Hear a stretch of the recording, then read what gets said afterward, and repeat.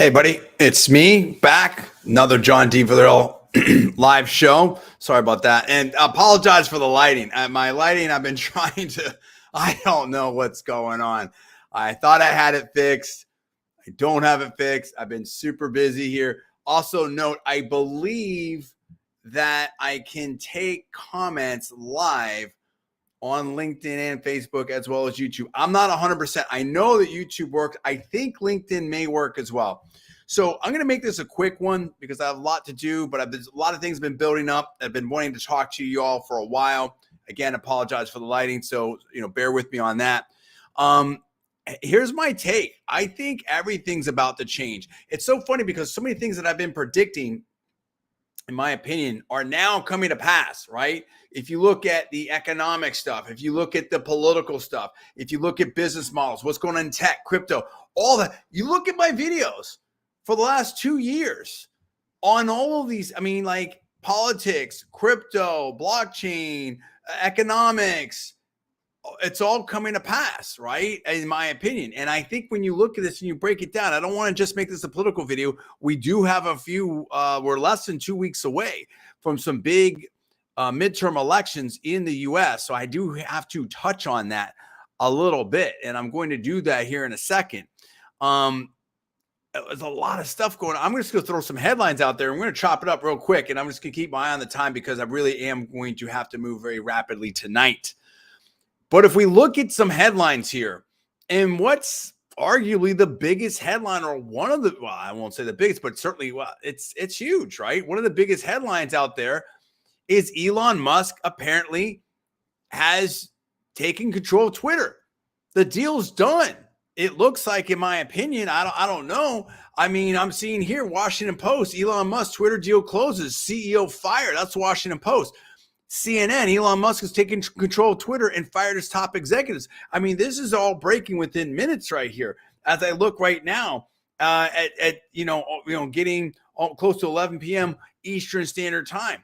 A lot of stuff is happening. That this is a big deal, a really big deal, a huge deal. And we should talk about that right now because it's hard.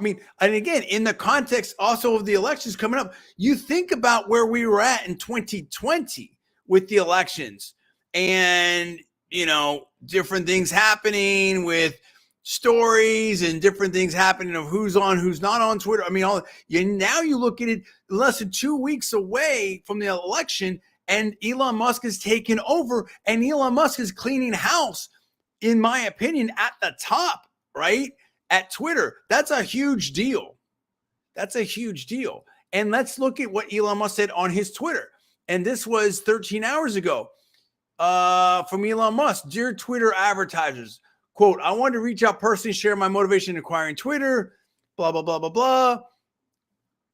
The reason I acquired Twitter is because it is important to the future of civilization to have a common digital town square where a wide range of beliefs can be debated in a healthy manner. And it goes on and on. That's powerful. Now, there were reports I think I saw somewhere where there was a potential draft petition circulating that maybe some Twitter employees allegedly were, and I have to find the report and put it in. I'm going to put my different citations and stuff in the video description on YouTube, along with all the disclaimers. And again, I'm not alleging anything, not casting aspersions. It's all my personal opinion for entertainment purposes only, not giving you any advice. Everything you do is at your own risk. Okay. So, but I think I saw this thing where it was basically something to the extent of, hey, we don't want to see Twitter people fired for the political beliefs and all this stuff. It's like, whoa. What's been, there's a lot of people that have been concerned. Why would you be concerned about that? It's like, there's a lot of people. Wow. How do I want to say this? How do I want to say this? Let me revise and amend those remarks. In my opinion, there's a significant amount of people center right that were maybe feeling potentially that how about this? Some people may have thought that Twitter leaned pretty left. I think I covered that before in another show about how far it's skewed left, right? And that's pretty telling. So now if Twitter changes, that can have a big impact. You think about what happened with different stories. I don't want to get into the minutia. I don't want to make this a political thing. There's so much to talk about, and we're going to do it very rapidly here. But Twitter changing hands to Elon Musk, and Elon Musk saying that. But Elon Musk is basically saying, look, there's a lot of people that may have thought that Twitter leaned pretty hard left, in my opinion, or significantly left, in my opinion. And there was some different data on that about how much it was, like how much Democrat plus whatever it skewed. And I think it was an active user, pretty substantial. So now you've got the blue check marks that may be pretty concerned about what's going on. And Elon is basically saying, hey, I want a level playing field, right? I want a town square where everyone can debate that. So that's one thing. That's a big thing. That just happened, right before the elections. Now, I'm going to talk about the elections. I'm going to talk about the economy. I'm going to talk about my predictions about where we are with the recession, world economic stuff. We're going to hit a lot of things quickly. I'll take your comments as well. We're on about 6-minute mark. I might go to like 12 minutes, 15 tops tonight. That's it. So if you want to get something in, get it in quick. Okay. Politically, I think there's so much I want to say. And I would refer you to a bunch of my videos from before. There's been this push for a while, right? Listen, I was in the Valley a long time ago, right? With the tech wave, with the first .com thing, whatever. And when I was there, it was like everyone from all over the world's coming there, trying to invent things and work together. It's very collaborative, doing amazing things, changing the world. It was more, maybe less wing. And yeah, I went to Berkeley, and okay, when I was at Berkeley, it was pretty left, in my opinion. Still probably is, whatever. But when I was in the Valley, no one's asking who you voted for. It wasn't like, it's so, yes, it was more like, but like, it's so far out there now, in my opinion. But I think when I talk to people, like, I know a lot of people that, when they go one-on-one with me, hey, John, I agree with you on this. I'm talking some pretty powerful people. And I think it just got to a point where we're at a point now where there's been a real, like, people are just so tired of all of it. I'm tired of all of it. Like, people are just so done with what's your cause? What are your politics? Oh, I agree with you. I don't agree with you. You have to sign up for this whole mantra, the mission, and it's all this stuff. Like, listen, if that's what you're down with, that's totally cool. But there's a big difference between trying to persuade someone and trying to punish people or whatever it might be, right? It's almost like this thing's like, I'm all down. Like, listen, it's whatever you're in, whatever mission or cause you have, that's totally cool. But that doesn't substitute for a business model. And I think that's where people have really just like the last couple of years in tech, especially the stuff and like some of the stuff in like this, Miami tech scenes.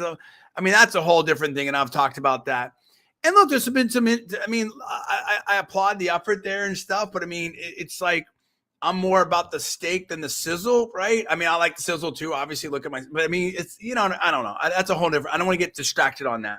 But I think there's been this thing, and I would even definitely across the country of like, oh, here's my cause. And because of my cause, you should fund me. No, do you have a business model? Do you have something that's really working? That's great. You got a great cause. That's charity. That's not, dude, I'm not investing in something because of the cause. Like, unless I'm doing charity, I'm not saying that could be part of the mix. If that's part of the business model, then that's fantastic. If that makes sense, it has to, okay, let me put it another way. It has to make logical sense. It has to have some coherence, and it has to be there with your business model.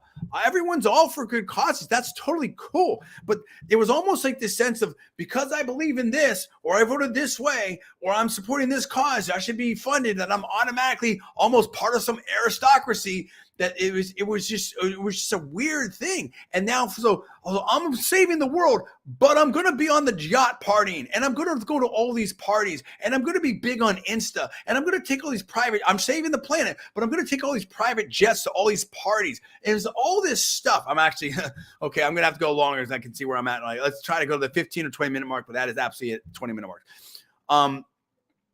And that whole thing, along with all these, I'll get a little political now. We'll shift into politics in a second. You know, the left wing, this wish list in the academias and all this, and the think tanks and nonprofits has been on display in effect for the last couple years, and to some extent globally. How has it worked out on the ground? Has it worked out? I think there's like political pushback on that. And I think if the results aren't there, it's just everything's about to change because it's just not working out, right? And people are saying, wait a minute, there's supply chain issues, there's energy issues, there's inflation issues, there's this whole litany of issues that are absolutely real. And I think part of what I was saying is there's part of this thing of, hey, we believe in this, and therefore we're automatic winners almost. It's almost like a party. I don't know how you want to characterize it. I don't want to mischaracterize it. So let me table that. And it's like, well, wait, is there there? Does your stuff make sense? It doesn't matter, again, who you voted for or anything. Like, does your stuff make sense? To that extent, this is the problem being a super genius. I'm thinking of so many things I'm trying to have, and it all comes together. I'm trying to jam it into 20 minutes here or less. Everything's about to change, in my opinion. And what I mean by that is if your stuff hasn't worked, it's gotten to the point for the everyday person as a potentially, and my prediction, look to the polls, whatever like that.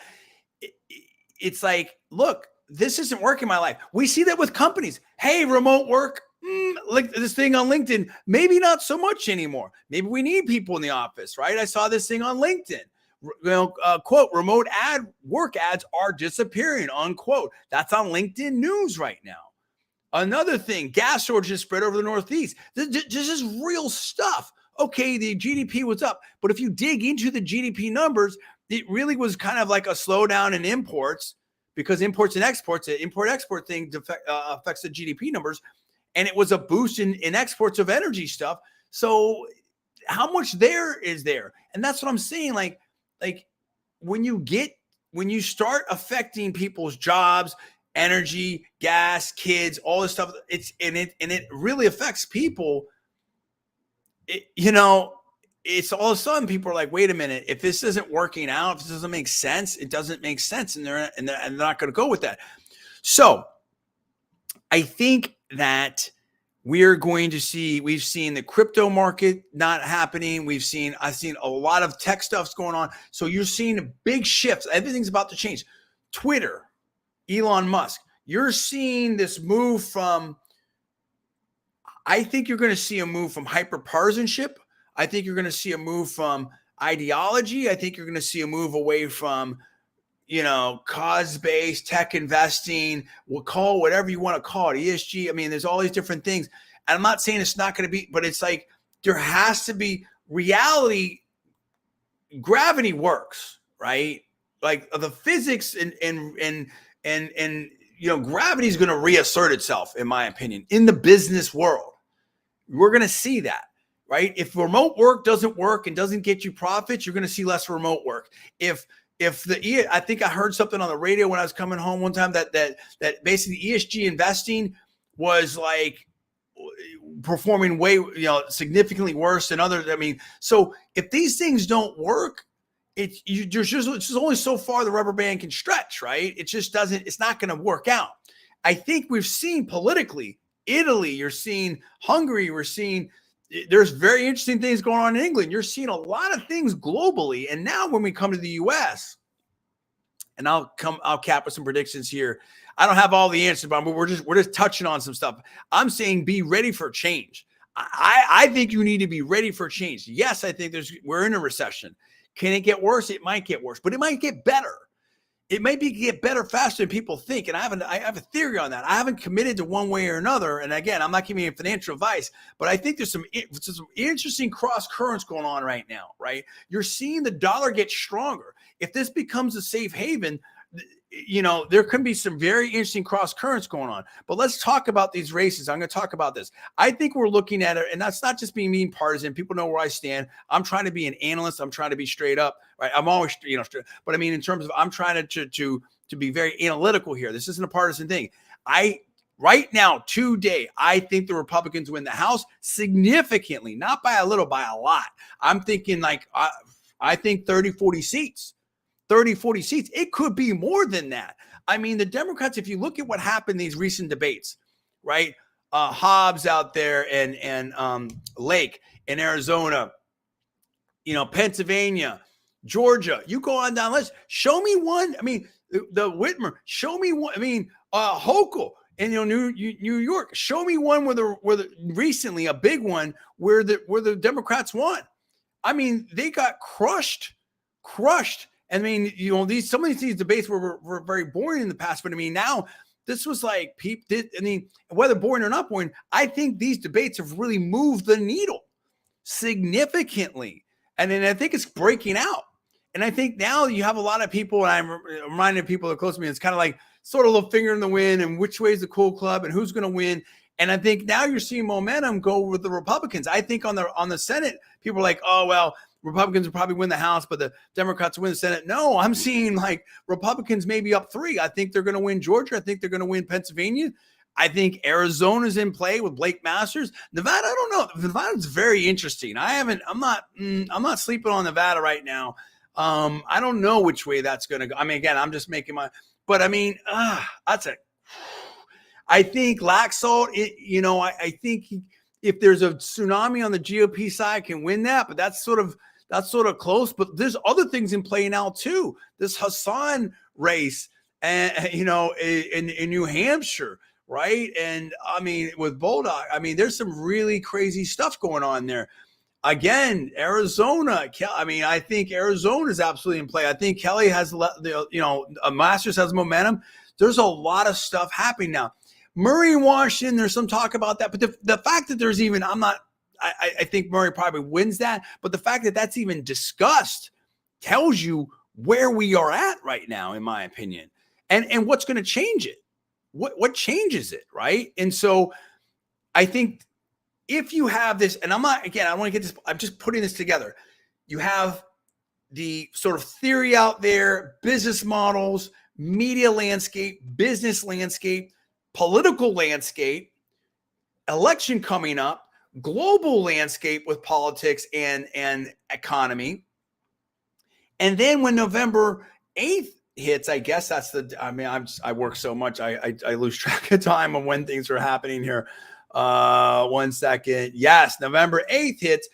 Then I think if it is a big Republican win, like dramatic, like if you 25, 30 seats plus, let's call it 30 seats plus, and 2 or 3, certainly 3 seats in the House, seats in House, then I think that is a big political wake up. You're starting to see some things now, hearing some things from Democrat operatives. What message does that send? In cascading with everything else that's going on globally. And then you're seeing a strong Governor DeSantis. And there's some interesting things with DeSantis and Trump and some different things I can talk about. I probably am not going to touch on it tonight. How does that set up for 2024? If there's a huge win with the Republicans, what kind of discussion points are there on the Democrat side about President Biden? Would someone challenge him on the Democratic side? How does that set up with the Congress in total control of the Republicans? What happens to a lot of stuff, right? A lot of stuff. So I think that can change. Will we see a 1994 again, where Clinton tacked to the middle? Will we see that from Biden? Will we see that from the Democratic Party? Will there be challenges out there? What will happen with business? There's been such a hard push on this progressive left sort of ESG stuff and all that type of stuff. It's been, I think that you're seeing just big changes quick. You're seeing leaders out there. You're seeing Phil Nike saying stuff of Nike. You're seeing a lot of different things. Everything's about to change, in my opinion. I'm going a little longer than 20 minutes. I don't have it all figured out, but I can see the changes. I can feel it. I'm really good at predicting things, in my opinion, and seeing things out. Again, I'm not giving you any advice. Everything you do is your risk. Okay. What does this mean for you? Again, forget about the politics. I don't care who you vote for or anything like that. It's not what's important right here. At the same time, I think we've had some very important conversations recently. And people are thinking about things and reframing it. So you're seeing like for instance, in on the Republican conservative side, you're seeing like an attempt by the old establishment to come back. It's not going to happen. That's done. I think people, whether it's remote work, whether it's different things that are more people-centric, human-centric, freedom, liberty, equality for everyone, that kind of stuff. I think people are looking at work different. They're looking at entrepreneurship different. They're looking at the corporate ladder differently. They're looking at, they're valuing time, family. All these things are in play. Everything's about to change, I really think. And I think part of what I'm trying to say here is this idea that there are two economies, the Zoom economy, like somehow the Zoom economy and the jet set economy and the private jet economy could somehow totally just crush it and be awesome and be insulated from everything. And the Main Street economy could get wrecked and people could just whatever. And it was all going to be okay for the Zoom class and the jet set class. And I think people are figuring out, no, where do you think your food comes from? Where's your energy for your jets come from? Everything. There's only one economy, right? There's different sectors. There's different spots that can be up or down. I get it. There's things that are cyclical, but we're all in this together. And if you don't care about this part over here, this sector over here, it's just, you can't just ignore a majority of the population or a majority of the economy or whatever, and you may want things to be, a certain way, but if that's not feasible right now, you're going to just wreck so much stuff and it's not going to work out. And all you're going to end up doing potentially is if you're determined to do something that cannot work right now, or maybe cannot work ever, it just depends on what we're talking about. I'm not getting specific because I don't want to get caught up in specific little issues. They could be very, very important. I'm not minimizing anything. I just want to get, let me revise a I'm not trying to get caught up in specific issues. I'm just saying sometimes it helps to break things down to the very basic stuff. If something can't work or can't work now, and you try to, again, square peg, round hole, whatever you want to call it, whatever analogy you want to use, then it's not going to succeed long-term, and you're going to end up wasting time or damaging things or damaging the economy or whatever it's going to be. You got to work with people and you got to work with reality. You got to work. Let's go with that. You got to work with people and you got to work with reality. What do I think? I think we're at a point now where I think this is going to be a big, big election for the Republicans. I think we're also at a point now where, yes, I see more economic trouble. I see that, all over the place, right? Prices are up. People are pulling back on spending. I think we're in a recession. Okay, maybe are we technically out of it because GDP is up? Whatever, however you want to look at it, and some people are predicting next year is going to be worse. It may not. To a large degree, I really feel like, not that this is all narrative, it's the narrative and psychological, but if there's a shift in policy nationally and globally, and if people are hopeful, people just to go get back to work and just get things done, get the economy going. People have to get the businesses going. People need to just get things going. Instead of being like this, we need to work together and move forward, right? And be productive, right? And if people are hopeful, then I think that and things are positive, I think things can turn around pretty quickly. But I think there's been a pursuit of again, without any kind of specificity, whatever. I mean, you can just look at this stuff. I mean, you look at inflationary, you look at these policies, and I think, globally, there's a lot of stuff's not working. So I think that people are going to have to change, and people are going to have to shift up. I think you have to be, what I'm doing, I'm not going to give you any advice. What I'm doing is I'm stacking cash. I'm being conservative. I'm being smart about things. I'm looking at stuff. I'm seeing opportunities out there. I think there's going to be some big opportunities out there. I think real estate's coming down. I think there's a lot of things that are going potentially on sale. And I think that people want value. I think, communications and marketing is very important. I can see values. I see a lot of small businesses. I see medium businesses, even big businesses that need help. I see that TV is less influential all the time. Internet's more influential. It's not just that. I think that people are rethinking work. They're rethinking a lot of things. So the old models, I think the next couple years, you're going to have to be very nimble. I think the old political models and paradigms are going to get broken up. I think you're going to see some real dynamism. I think people that weren't political are going to hey, everything's been put on the table and everything's gotten very real. And I think things have been tried, they've been talked about, and a lot of that stuff hasn't worked. So I'm very optimistic and I'm very positive. Always, that's just how I am. But I'm seeing actual things out there that I think things are going to really go forward. I think you have to be ready for some more lean times here. I think you have to be very smart about what you're going to do. But at the same time, I think there's a lot of opportunity. So, and I think more than anything, part of what the title of the thing is, everything's about change. I feel like there's a lot of change. I saw an article the other day about how there's something about reversing potentially. There's some kind of company and scientists working on reversing aging, something they're putting on the skin. I don't know. I have to find this. I just saw it in passing late at night. There's so many things that are working on biotech and stuff. There's so many great companies out there, things that are happening. And that's, so it's very exciting, but it's also, there's a lot of challenges out there. And I think we're going to see a return.